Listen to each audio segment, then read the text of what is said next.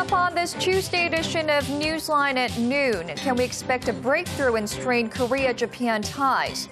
A top Japanese official is in Seoul this week for rare high-level talks amid pressure from Washington that both sides bridge their differences. China urges Malaysia to speed up its search for the missing Malaysia Airlines plane as its fate is still shrouded in mystery. Investigators say evidence so far does not strongly back a terrorist attack as a cause for the aircraft's disappearance. Plus, bringing a message of peace and love, Pope Francis will make the first papal visit to Korea in 25 years in August. These stories and more on Newsline at noon.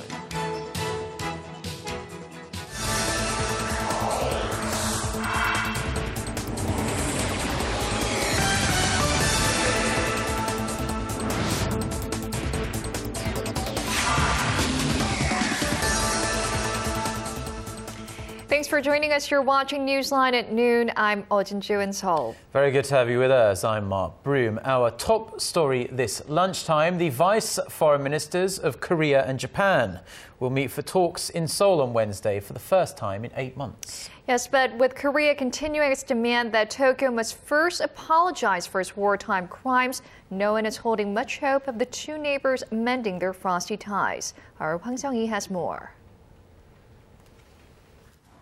Amid souring ties between South Korea and Japan, Japanese Vice Foreign Minister Akitaka Saiki will arrive in Seoul Wednesday for talks with his South Korean counterpart Cho Tae-yong. Seoul's foreign ministry says the two sides will exchange views on a range of issues with no fixed agenda, but the timing of the visit is notable.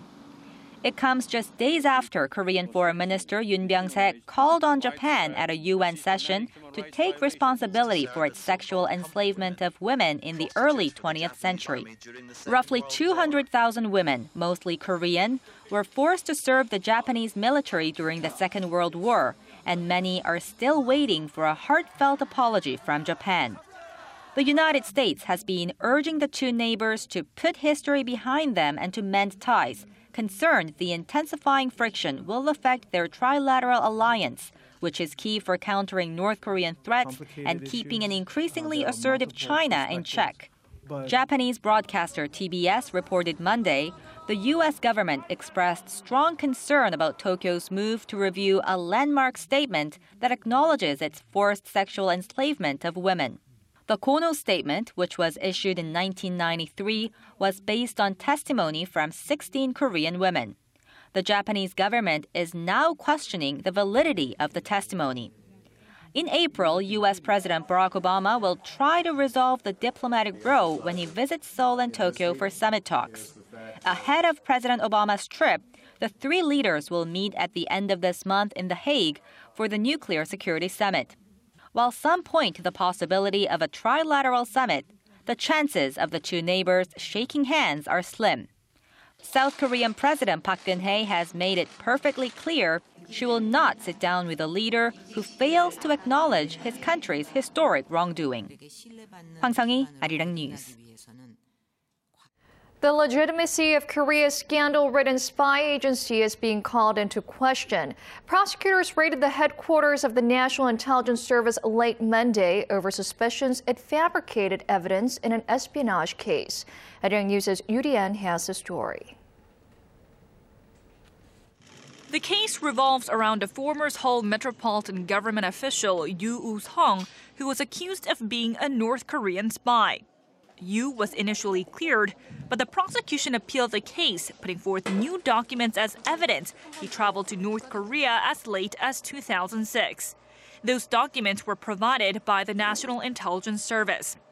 The case began late last year when the prosecution found those documents it received were faked, raising suspicions the NIS had fabricated the documents to set the city government official up as a spy. Those suspicions gained traction after an NIS informant claimed he had forged the documents. The informant, identified as Kim, attempted suicide last week after leaving a note saying that NIS owed him money he was supposed to receive in return for forging documents. Prosecutors raided the NIS headquarters for over 7 hours on Monday to determine whether the spy agency had requested forged documents from Kim or whether it knew that the documents it received from Kim were faked. The intensive crackdown came only hours after President Park Geun-hye expressed strong regret over the scandal and called for a thorough investigation into the case. 이 일과 관련한 실체적 진실을 조속히 정확하게 밝혀서 더 이상 국민적 의혹이 없도록 해야 할 것입니다. This is the second time the prosecution has raided the spy agency since President Park came into office. The first time was in April last year when the NIS was suspected of meddling in the 2012 presidential election to drum up support for Park. Yurian, Arirang News. Libyan government forces have intercepted a North Korea-flagged tanker after it had loaded $30 million worth of crude oil at a rebel-held port. A Libyan lawmaker says the vessel was seized at Al Sidra port and had not been damaged. Rebels at the port had been trying to sell oil without the permission of the Tripoli government. Mohammed El Hariri, a spokesman for Libya's state-owned National Oil Corporation, says the ship is now being escorted to western Libya. Libya's parliament has ordered a special force to be deployed to, quote, liberate all rebel-held oil ports. North Korean leader Kim Jong-un's lavish lifestyle and spending accounted for nearly half of what the young leader spent on the country's ballistic missile program in 2012. Citing the UN Commission of Inquiry's report on North Korea, the New York Times said Kim had spent a staggering $645 million on luxury goods such as cosmetics, cars and leather products. In the same year, Pyongyang spent $1.3 billion on its ballistic missile program. The amount Kim spent on luxury goods is also about 4 times what the United Nations requested last year for the country's food and humanitarian aid. Over now to the elections in North Korea. The communist state held its first parliamentary elections under the current leader, Kim Jong-un, which pundits say stand to further consolidate his base. The result? Well, you probably won't be that surprised to hear that 100% of the vote went to Kim. Our Connie Kim has the details. North Korean leader Kim Jong-un has been elected to a new rubber stamp legislature in the nation's first parliamentary elections since he assumed power. The North's official Korean News Central Agency said Monday that Kim won with 100% of the vote. All voters in the number 111 Mount Baekdu constituency voted for Kim Jong-un in the 13th Supreme People's Assembly. The Supreme People's Assembly is North Korea's utmost sovereign organization, the equivalent to South Korea's National Assembly. The nationwide elections are expected to consolidate Kim's power base after the recent purge of close aides, including Jang Song-taek, was executed last year. Analysts say the elections will likely promote officials depending on their loyalty to the young leader. There is also a high possibility that Kim Jong-un's younger sister Kim Yo-jong will hold a key position in the Supreme People's Assembly. She was listed along with senior officials of the Central Committee of the ruling Workers' Party. Korean Central Television called Kim Yo-jong after Hwang Byung-se, the vice department director of the Workers' Party. This means that Kim Yo-jong could hold a similar position, except when her name was announced. North Korean experts speculate that Kim Yo-jong will replace her aunt Kim Kyung-hee in taking care of Kim Jong-un's slush funds. The turnover rate of the new Supreme People's Assembly, which has a total of 689 deputies, is expected to be 40%. Aside from Kim's appointment as deputy, the rest of the results have not been announced. Connie Kim, Arirang News. President Park Geun-hye and visiting Canadian Prime Minister Stephen Harper will meet this Tuesday afternoon to discuss finalizing the free trade agreement between their two countries. Negotiations on the trade deal, which were suspended after Korea banned Canadian beef imports in 2008, picked up speed after the ban was lifted in 2012. The presidential office of Cho Tae-yong says the two leaders will also look into expanding cooperation in the areas of investment, resources, and science and technology. The security situation on the Korean Peninsula and in Northeast Asia is also likely to top their summit agenda. President Baek and Prime Minister Harper first met on the sidelines of the APEC summit in Bali last October.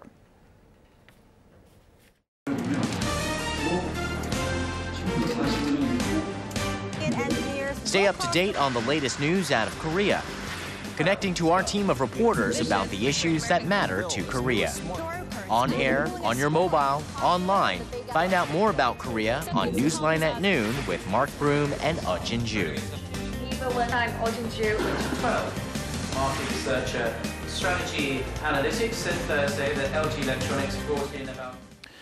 More than 72 hours have passed, but still no sign of Malaysia Airlines Flight 370. As the mystery deepens, authorities are widening the search area in an effort to locate the missing jetliner.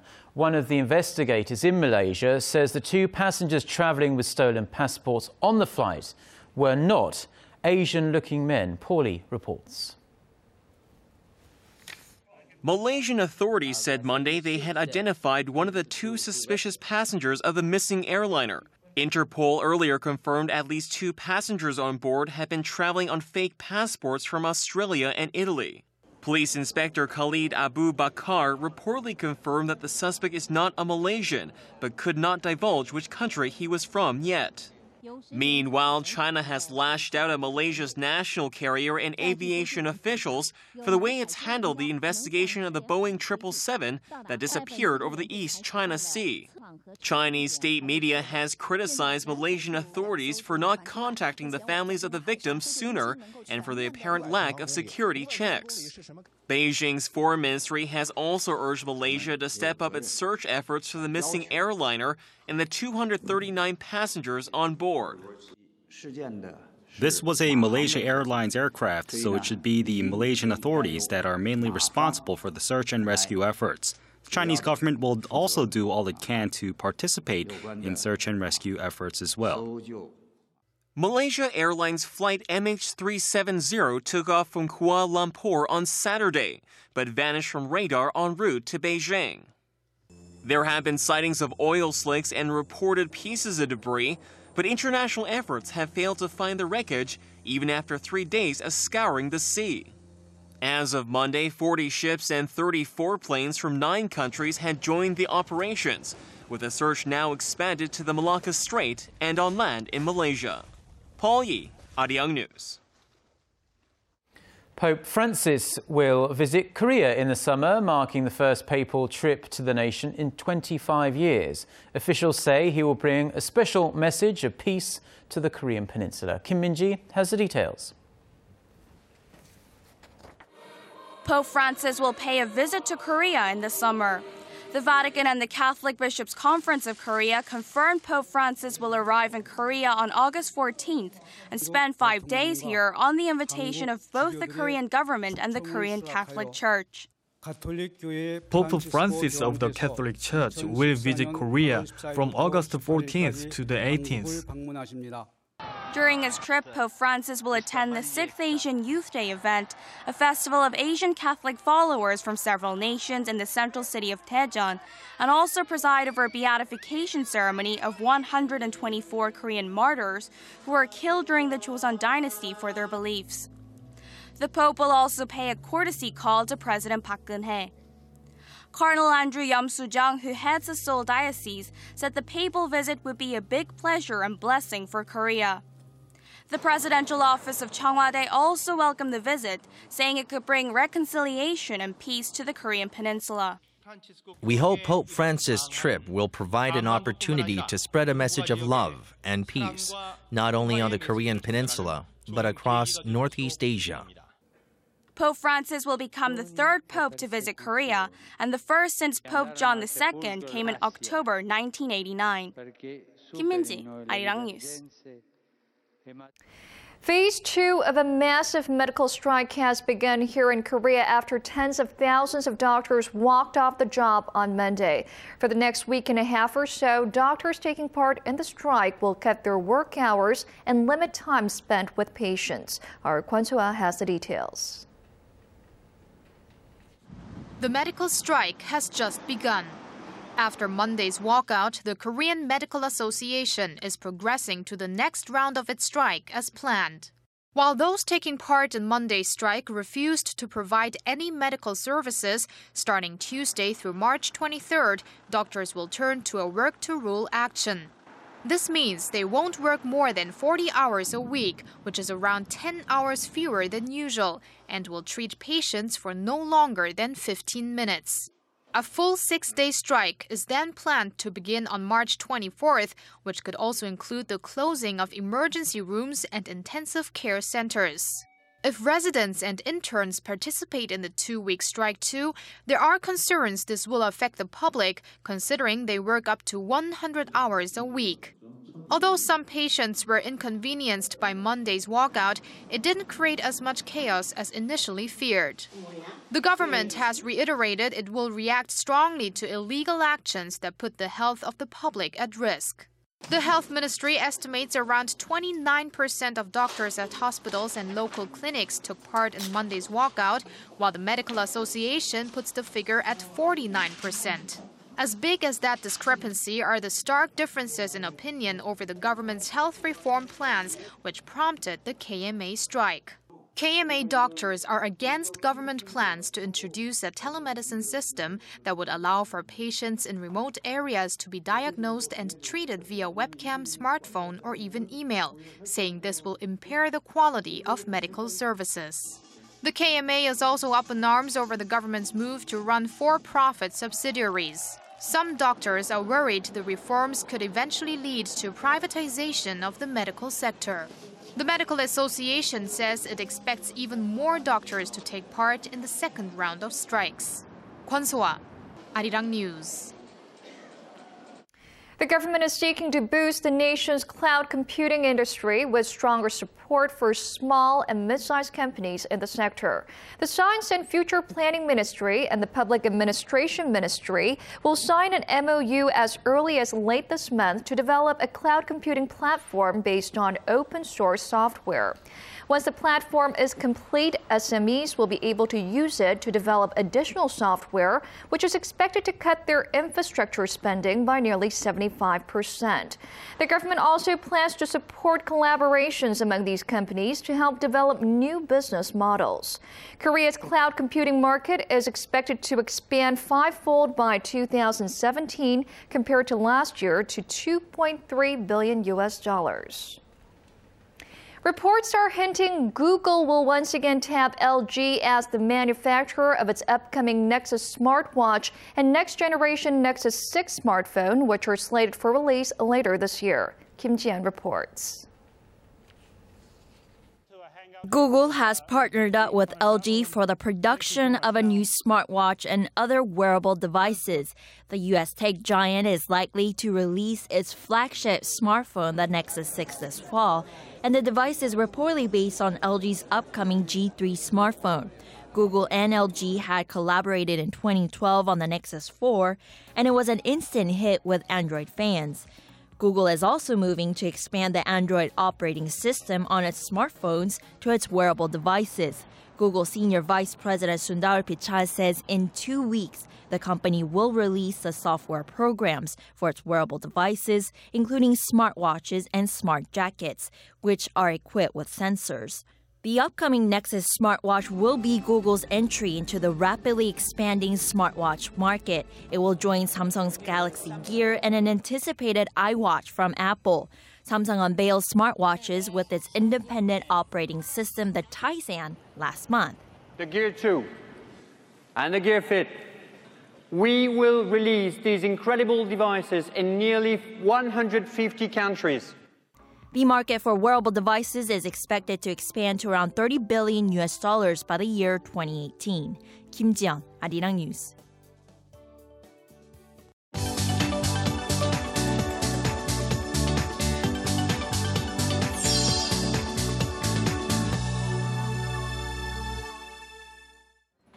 Good day, I'm Eunice Kim, and here are your headlines from around the world. NATO says it will send reconnaissance planes to help monitor the crisis in Ukraine. This as Russia tightens its control of the Crimea ahead of the scheduled referendum vote on Sunday. A NATO spokesman said the all-clear was given on Monday, adding the planes will only take the flight over alliance territory in neighboring Poland and Romania. This as the World Bank said it will increase its support to Ukraine to up to $3 billion this year if the government implements economic reforms. Meanwhile, more fist-clenching in the Crimea, where armed men, likely Russian troops and local militia, stormed a military hospital and took control. There are also reports of gunfire fired in the air at a naval post in the Crimea as a group of 10 unidentified men moved into the post to demand 10 trucks from the Ukrainian staff there. Today marks the third anniversary of the March 11th earthquake, tsunami, and nuclear disaster in Japan. And ahead of it, Japanese Prime Minister Shinzo Abe said he would resume operations of Japan's nuclear reactors.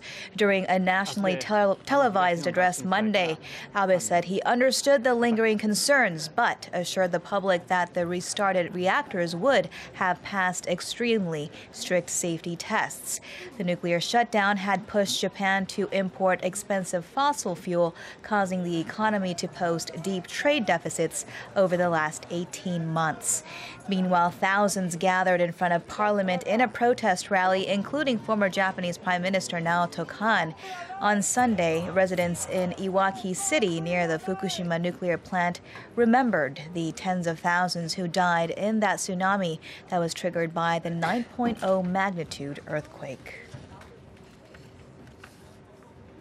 Against a backdrop of Iranian-supplied missiles seized by Israeli Navy ships last week, Israeli Prime Minister Benjamin Netanyahu on Monday said the world was deluding itself on Iran's intention to pursue nuclear weapons. Netanyahu has been an outspoken critic of the deal Iran and 6 world powers had struck for limited relief from sanctions in exchange for Tehran curbing some of its sensitive nuclear activities. On display were M302 surface-to-surface rockets that Israel has said were bound for militants in Gaza, which could be used to strike Israel. Netanyahu urged the world to wake up from its self-deception and stop Iran from developing nuclear weapons. And over in Austin, Texas, USA, ex-NSA contractor turned whistleblower Edward Snowden made a rare public appearance via a web link-up at the South by Southwest Interactive Festival.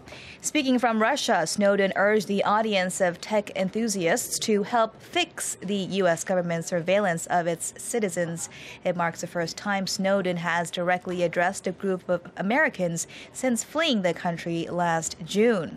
And during a Q&A session, Snowden also said he would do it all over again if he had to, adding that the U.S. Constitution was, quote, being violated on a massive scale.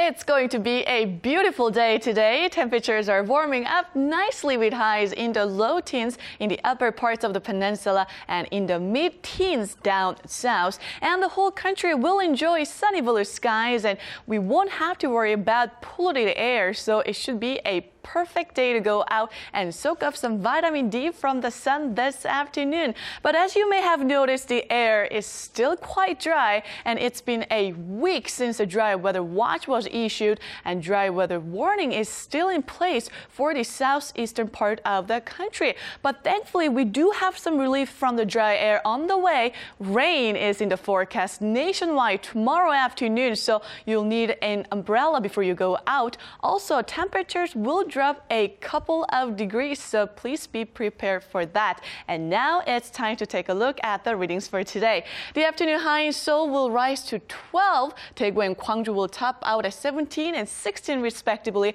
while Busan gets up to 14 under lots of sunshine. Now for other regions, it looks like down on Jeju will climb up to 14. Daejeon will reach 15, while the top temperature on Mount Kumgang will be at 5 this afternoon. Now that's all for Korea. Korea, and here's the global forecast for viewers around the world.